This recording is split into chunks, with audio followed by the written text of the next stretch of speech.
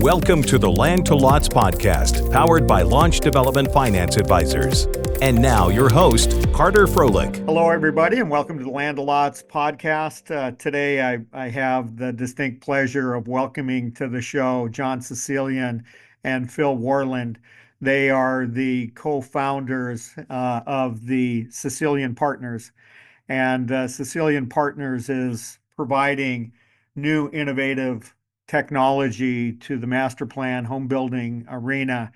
And so before I get in to try to really explain what Cecilian Partners is providing and how they're changing the industry, the master plan development industry, residential industry with their technology, I would first like to introduce both John and Philip and have them give a little bit of background on who they are, how they got here, and what they're seeing in terms of technology in the industry.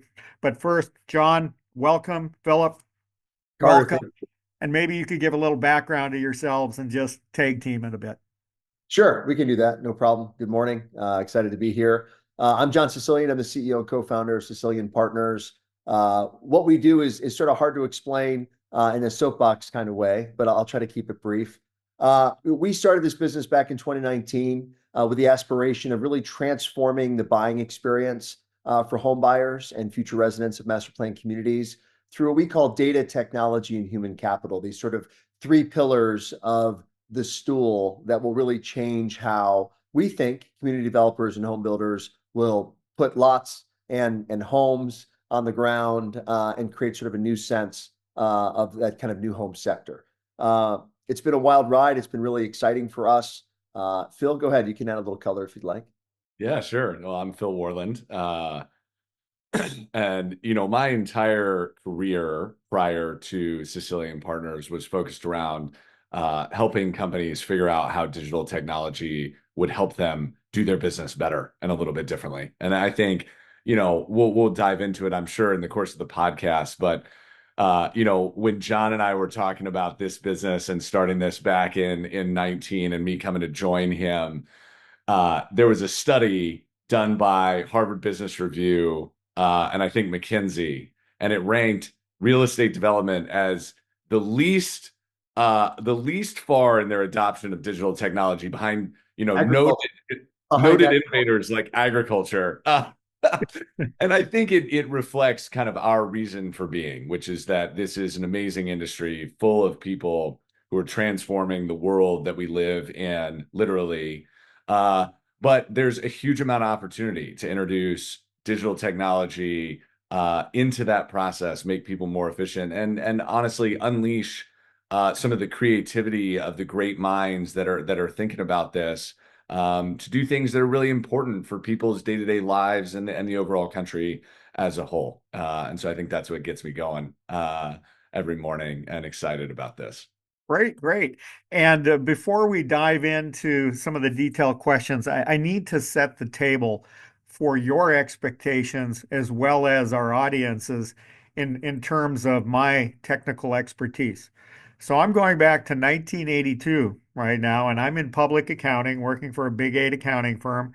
And this guy comes by and drops on my desk this sewing machine shaped object. And it was an Osborne computer. And we looked at it, and I looked up at him and I go, what is this? And he goes, well, it's a computer. And I said, well, what am I supposed to do with the computer? And he said, I don't know. We think you can add things up with it.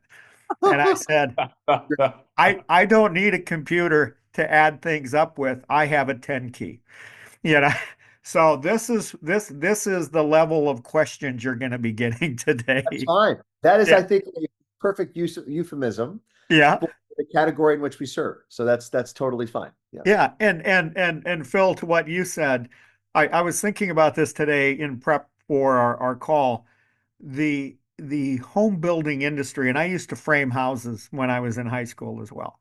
And the only change that really came out at that point is all of a sudden we got power nailers. So I had a power nailer. I didn't have to swing a framing hammer, but we are still building houses the way we did in the 1600s.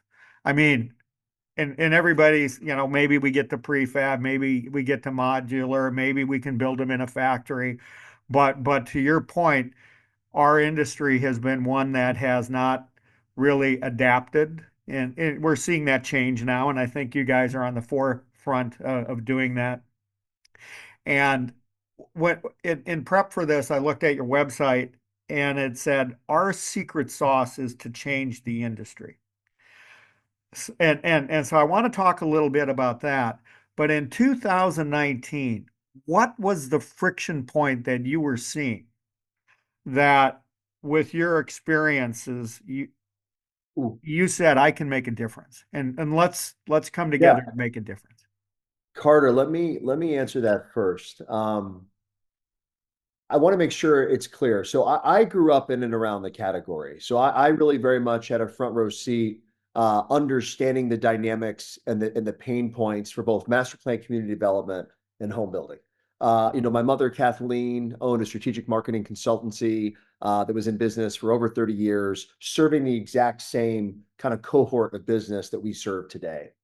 What's important to understand is my professional background prior was I spent about 20 years in digital commerce for retail, both brick and mortar and e-com. And oftentimes my mother would say, John, why is it that we get a better experience buying a handbag at your Michael Kors store in New York City than buying a $500,000 home? And this is when a $500,000 home was a lot of money. Now it's what's the average selling price in America for a house? I digress. What I want to share is I never really understood that problem until my wife and I went through the process of buying for a new home.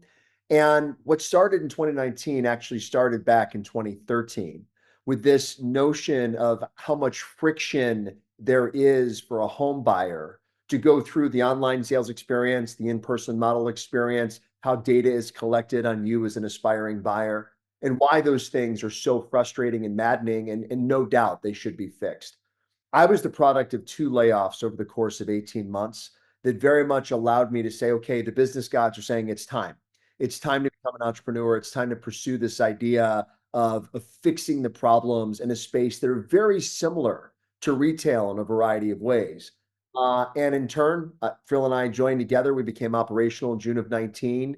And the decision point was we are at this idea that it felt like organizations, primarily master plan community developers, were ready for a sea change. They were ready to kind of rethink about data. They were ready to understand, can we use a third-party technology system to get the most out of what it is we're trying to engage with across buyers and others.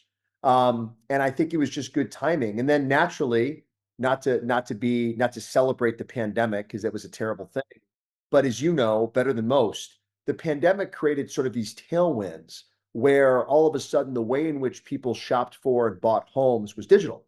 And organizations, Carter, were not ready for that surge of engagement. I'll pause for a second there. Phil, do you want to add anything to that? No, yeah, I mean, I think that's right, Carter. I do think that COVID turbocharged the mindset in the industry around, oh man, if my files are in a filing cabinet, which is not an exaggeration. Yeah, John and I had a yeah. conversation pre-COVID with a client who got so excited that he ran out of the conference room, ran back, had a huge manila folders of files that were showing his architectural reviews, his lot management, all this stuff. And he said, "Are you telling me you Yeah. can put this in a computer?" And we were like, that is what we're telling you. I think the other thing in the industry that's interesting, Carter, and it's funny that you started this off with a personal anecdote, is that the industry is at an interesting time where there's a generation of folks who have done remarkable things in the industry, who've built amazing places, they've made a ton of money, they've transformed, the built world. But they're starting to transition the leadership of organizations and companies. And it's actually going versus people who are maybe in their late 50s, it's really kind of going towards folks who are in their 40s who are very, very tech focused. They're starting to think, wow, my dad or these people that I've worked for a long time have done all these amazing things, but I'm native to So you technology. should we should talk about this a little bit deeper. Can we, Carter? Can we add a little more Yeah, color? no, no, let's do it because And part of it is I think we need to go back a little bit and to really explore, first of all, how somebody used to come into a master plan and oh, to the information center, look at nice, pretty pictures, have a big 3D rendering, and that was made out of clay that maybe 20 feet by 20 feet, and here's your lot. Here the lots are for sale, and fill out an informational request in paper, and then Carter, go it's to still the done model that way today, complex. Carter. That's I, not changed. I know that, but people need to remember how this whole thing is transition. So, And but here's, you guys are on a roll. Let's keep on going. So, all right. John, So Carter, first and foremost, what you just said is very important because what Phil and I are trying to solve, like we don't think what you just said is the problem. yeah, And that's what we want to talk about. So when you think about, I'm going to go a little, let me first talk about what Phil said, then I'll go back to your point, Carter. okay, So the evolution of leadership that we're seeing across every either public home builder yeah, or community developer is the same. It is this sort of 40 to 48-year-old, they call them gray millennials, right? These are people that were born between like 1980 and 1985. hmm, And these are people, I'm in that cohort, Phil's in that cohort, that believe it or not, we had to go through the entire transition of you have to know the library card catalog. You have to understand how to reference a book. yeah, Oh, wait a second, what's this? I'm a freshman in high school and I had teachers say the internet thing's a fad. It's just something to do that's just for, engagement and yeah, fun. You're not going to learn anything on the internet, right? And hmm, so our generation really went through this kind of cultural shift of going from understanding things in a manual way to really beginning to embrace a digital format of how we hmm, learn, how we engage, etc. And so I think that's why there is a tipping point in the industry right now where senior hmm, leadership is starting to understand that thinking and are able to present it the right way to the baby boomer demographic who's still in senior leadership across all of hmm, the 13 public builders, all the most important community developers across the country. But Carter, to your point, what you just described still happens every single day. yep, A family or an individual walks into a model home, gets to experience a great topo table, fills in their information on a 5x7 note card. All those processes are still happening today in the physical world. hmm, That's not the problem.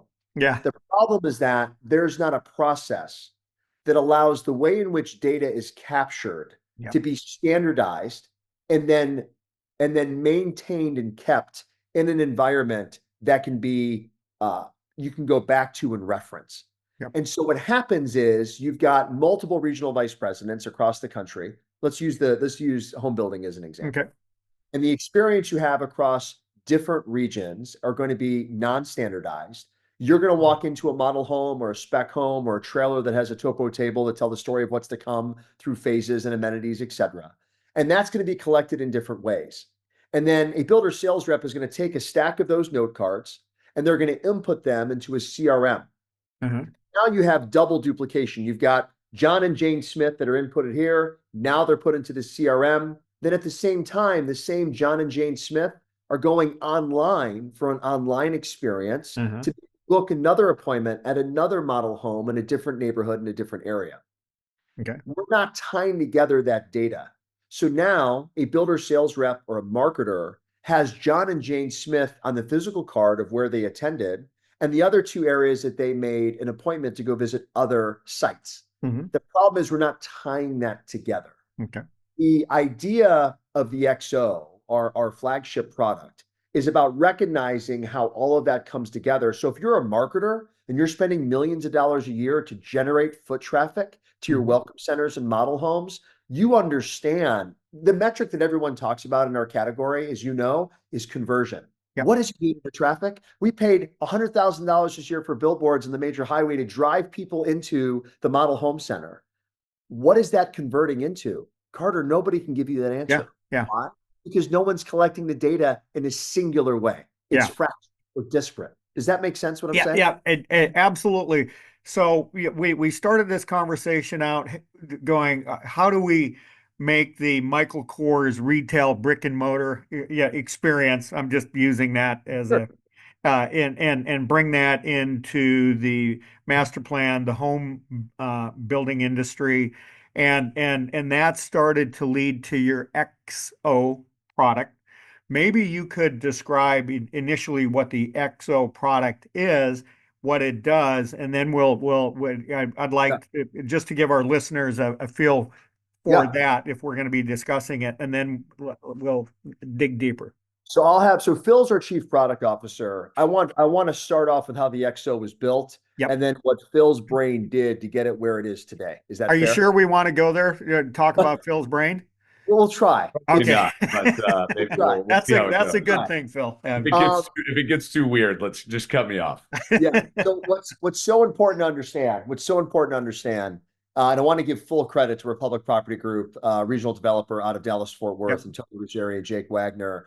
So no one really knows this, but I want to share it. Tony was a minority partner of my company in the very beginning, Okay. and here's why. He had this really cool homegrown solution called the Builder Portal.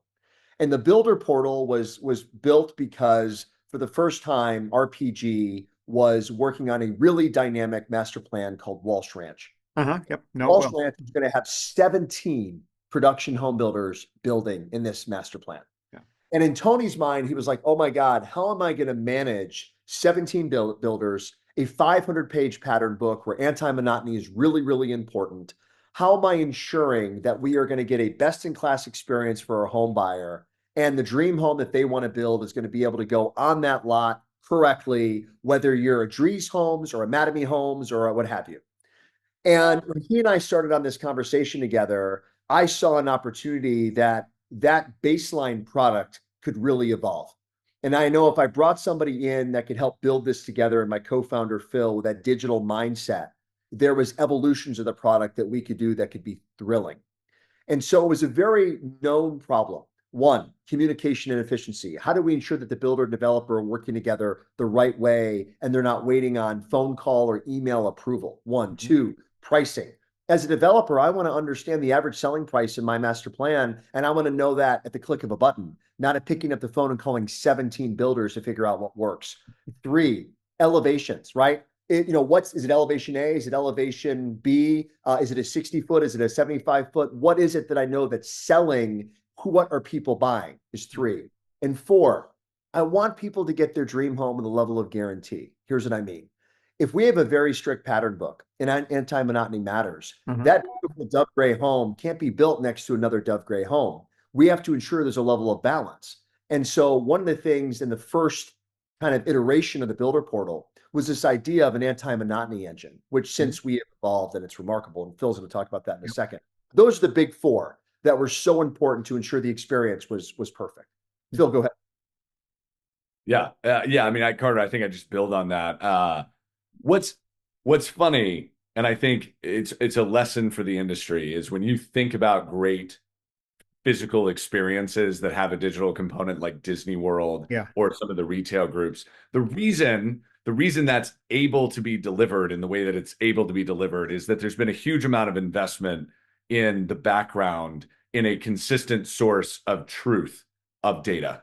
That those companies know you, they know where you're going, and they're able to use that data to provide a great experience. So when I check in with my Disney Magic Band, it says that's Phil Worland. He just went on, Tower of Terror, so he's likely trying to get in the bathroom to throw up because he's old and not sick. And I think really that's what the XO is focused on for this industry. And John is saying it, but I'll reemphasize the sales experience. Part of why it feels fragmented to the buyer is that there is no data source of truth for folks. Yeah. They don't know. They don't have access to what houses can be built where.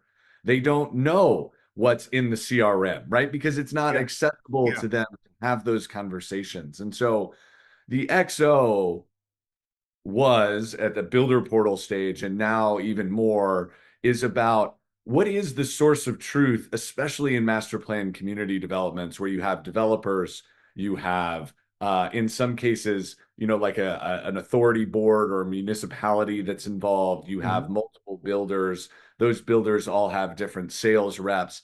And so you have this ecosystem of people that are all trying to work in the same direction, but have no idea what anybody else is doing. In some cases, don't really care because they're not incented to care. And so the XO is like, well, what if you could get all those people working in the same spot? What if they could all be aligned on what can be built where? What if they could all be aligned on what's selling versus what's not selling? Mhm. What if they could all be aligned on the way that you price and how that shows up to consumers? Really with the objective, Carter, not of replacing the physical experience in any way, but augmenting it so that it's better and so that the people who will probably always be involved in home sales for the most part. There might be Yeah. a section of home sales that goes fully digital, but like you're buying a multi-$100,000 thing that you're going to live in and touch every day. Most people are going to want to see that, right? Like I always like to address this. People like to talk about being the Tesla of home buying. And I've been big in cars. I've worked for electric car companies. And the thing that's misunderstood is that 92% of Tesla buyers, if they buy online, have already driven a Tesla before. And Tesla has said explicitly their strategy is to make all their cars basically the same. You choose the color and like whether it has self-driving, that's it. Yeah. And so they've had the physical experience, right? It's not that they're buying sight unseen. And so, for us, the XO, Carter, really is, and this is the way it comes to life for our clients, where they know, like, this is the source of truth. This is what's selling. This is how many sales I've had. This is my inventory. This is what can be built where. And the builders that work in those master plan communities know that information as well, and then are getting answers in seconds to I want the Island plan with the 82 floor plan and an elevation, and I want it on this lot. We're going to be able to tell you, right? That shouldn't be hard if you have the data. And I think that's where it's been transformative for these folks from the developer standpoint. Now they have that information at their fingertips. It's stuff that is first-party data instead of third-party data. So you're generating it, it's valid. You're not relying on someone driving around. And I think that that's been a really remarkable kind of shift change for them. Well, everyone, that concludes the first portion of my conversation. Stay tuned for part 2 in 2 weeks. You have been listening to the Land to Lots podcast with Carter Froelich. Follow us wherever you find your podcast to never miss a new episode.